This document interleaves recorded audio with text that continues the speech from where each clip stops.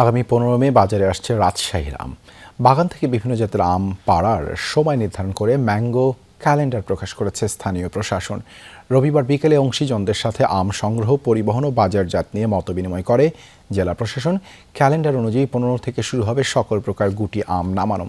গোপালভোগ পাড়া শুরু হবে 22 মে থেকে। এছাড়া রানী পছন্দ 25 মে, হিমসাগর বা খিরসাপাত 30 মে, ল্যাংড়া 10 জুন, আম্রপালি ও ফজলি জাতের আম বাজারে আসবে 15 জুন থেকে।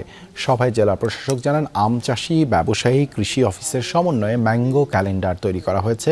কেউ যেন অপরিপক্ক আম বাজারজাত করতে না পারে, সেজন্য এই উদ্যোগ। নির্ধারিত সময়ের আগে কেউ বাগান থেকে আম নামালে তার বিরুদ্ধে আইনগত ব্যবস্থা নেওয়া হবে বলেও জানিয়েছে প্রশাসন।